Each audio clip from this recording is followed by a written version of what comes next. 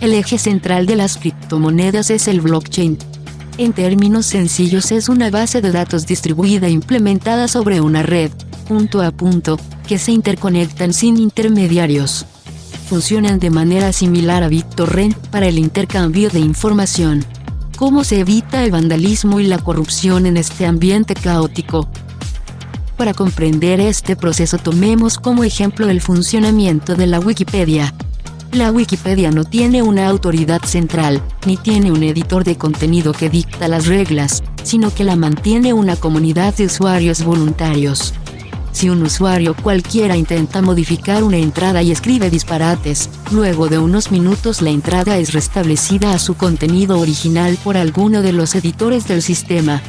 De manera similar, el blockchain se mantiene gracias a su comunidad de usuarios.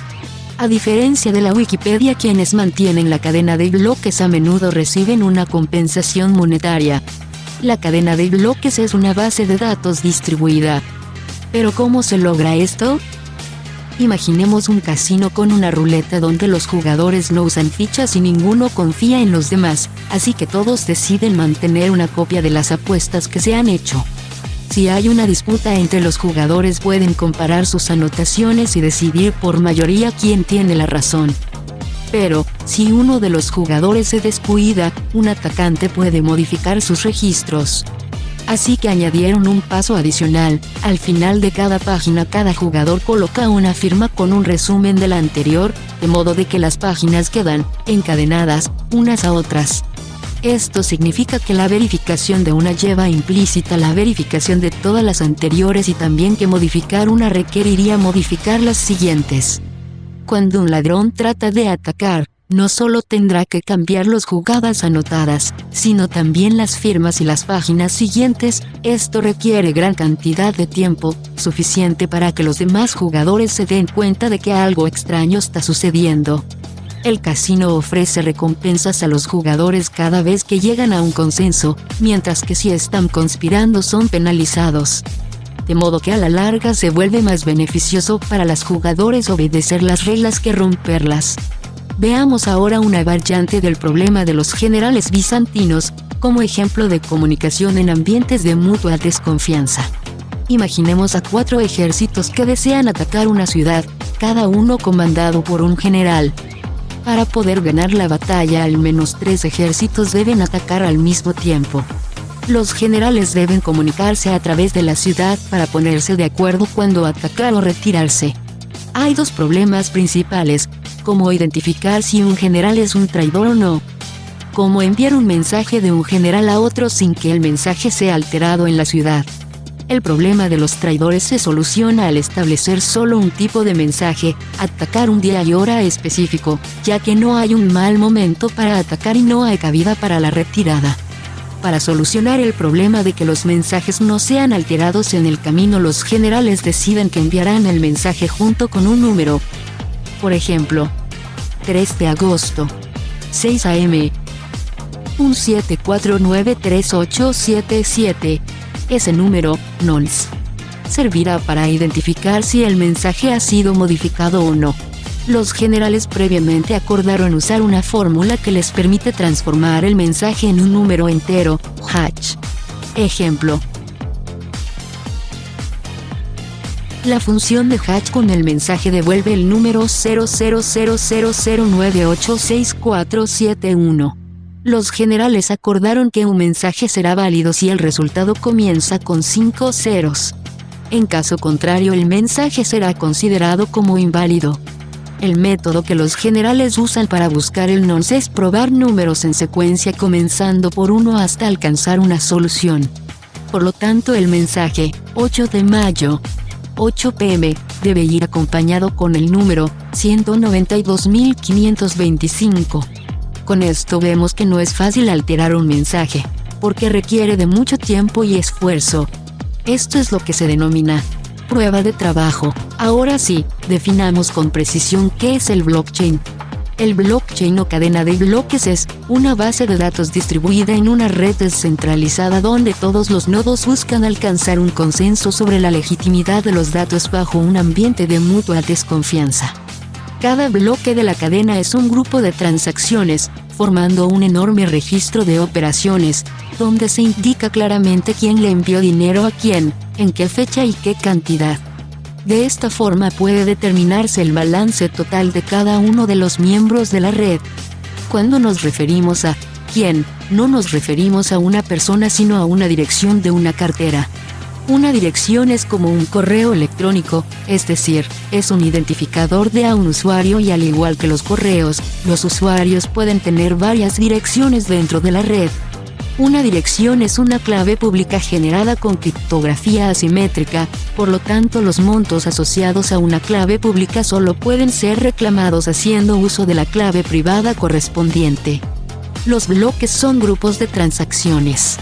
Las transacciones son transferencias de fondos, similares a las transferencias bancarias. Las transacciones incluyen los datos de uno o varios remitentes a uno o varios destinatarios. Incluyen una comisión para los mineros. Las transacciones son irreversibles. Una vez que se envía una transacción, esta se valida y en caso positivo se almacena en el grupo de transacciones pendientes. Los mineros toman algunas de las transacciones pendientes y las agrupan en bloques, ordenadas principalmente por la comisión de cada una.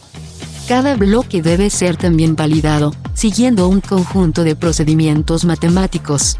Los bloques contienen transacciones ocurridas en un momento dado y cada uno es enlazado encima de otro, de manera similar al problema del casino sin fichas que mencionamos antes. Cada bloque contiene datos cifrados del anterior formando una cadena lógica.